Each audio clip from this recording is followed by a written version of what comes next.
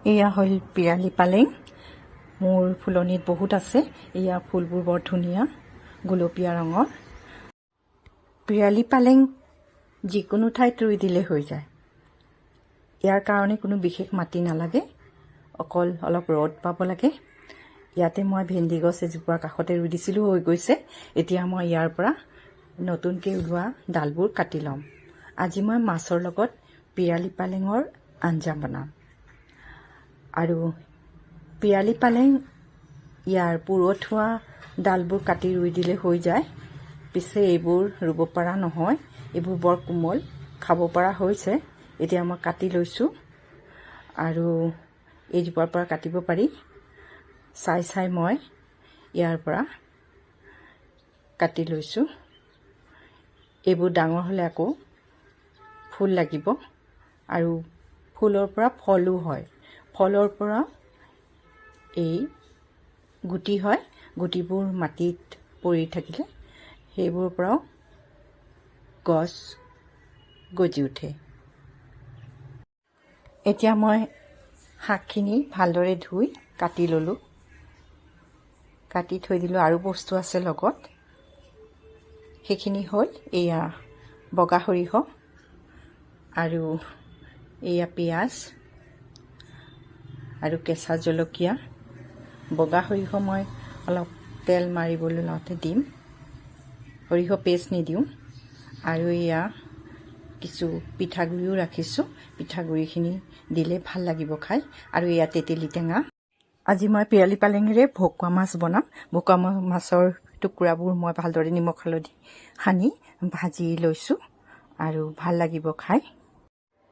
এতিয়া মই গেছত কেৰাহী তুলি দিলোঁ আৰু তাতে সৰিয়হ ফুটাই দিলোঁ। কাটি ৰখা পিঁয়াজখিনি আৰু জলকীয়াখিনিও দি দিলোঁ। এতিয়া শুকান জলকীয়া দুটামান দিলোঁ। ইয়াতে টেষ্টটো ভাল হ'ব আৰু সুগন্ধও হ'ব। আৰু এতিয়া মই ভালদৰে লৰাই সেই গোটেইখিনি ভাজি ল'ম। ভালদৰে ভাজিব লাগিব, পিঁয়াজখিনি কেঁচা থাকিলে নহ'ব। এতিয়া ভালদৰে অলপ ভজা হোৱাৰ পিছত 2 মিনিটমান পিছত কিছু পিঁয়াজ মই পেষ্ট কৰি ৰাখিছিলোঁ, পিঁয়াজ জলকীয়া এইখিনিও মই ইয়াতে দি দিলোঁ। এনেকৈ দিলে গ্ৰেভিটো খাই পিছত ভাল লাগিব। এইখিনি গোটেইখিনি এতিয়া মই লৰাই থাকিলোঁ।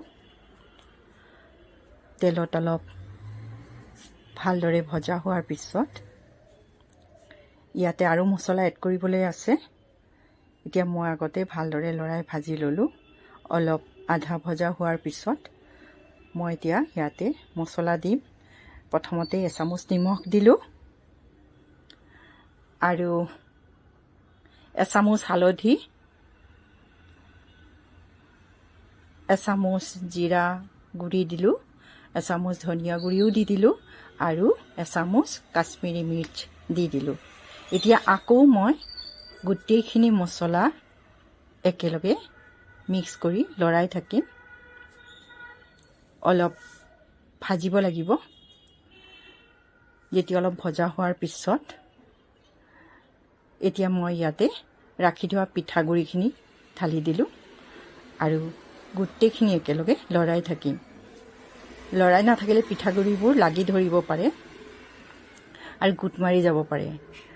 অলপ ভজা হোৱাৰ পিছত মই ইয়াতে পানী এড কৰি দিম। এয়া পানী দিয়াৰ পিছত আকৌ ভালদৰে লৰাই দিব লাগিব, কিয়নো পিঠাগুড়িখিনি লৰাই নিদিলে পিঠাগুড়িখিনি গোট মাৰি থাকিব পাৰে আৰু সেইকাৰণে গোটেই একেলগে মিক্স কৰি দিম। এতিয়া মিক্স কৰি দিয়াৰ পিছত অলপ উতল অহা যেন দেখিলে মই শাকখিনি দি দিলোঁ। কাটি থোৱা পিৰালি পালেং শাকখিনি দিয়াৰ পিছত অলপ লৰাই দিলোঁ আকৌ। আৰু এতিয়া ভালদৰে উতল আহিব লাগিব, সেইকাৰণে মই ঢাকনি মাৰি দিলোঁ। আৰু এইদৰে 10 মিনিটমান যোৱাৰ পিছত মই ঢাকনি খুলি দেখিলোঁ যে হৈ গৈছে। এতিয়া ইয়াতে মাছখিনি এৰি দিব পাৰি। ইয়াৰ পিছত মই ভাজি ৰখা মাছখিনিৰ পৰা এপিচ এপিচকৈ জোলত দি দিলোঁ। গোটেইখিনি মাছে দিয়া হ'ল। এতিয়া মই আকৌ ঢাকনিৰে ঢাকি দিলোঁ। আকৌ 5 মিনিটমান হ'ব দিম। 5 মিনিটমান পিছত ঢাকনি খুলি দেখিলোঁ যে জোলখিনি ভালকৈ হৈ গৈছে। এতিয়া মই ৰাখি থোৱা তেতেলীখিনি তিয়াই থৈছিলোঁ যে পানীত, সেইখিনি মই ভালদৰে চেকনিৰে চেকি টেঙা পানীখিনি জোলত দি দিলোঁ। তেতেলী টেঙা দিলে এই আঞ্জাখিনি বৰ সোৱাদ হ'ব আৰু এই গৰমত এনেকুৱা আঞ্জা খাই বৰ ভাল লাগে। এয়া আমাৰ পিৰালি পালেঙেৰে মাছৰ আঞ্জা হৈয়ে গ'ল। এতিয়া সকলোকে খাব দিব পাৰিম। বৰ ধুনীয়া হৈছে।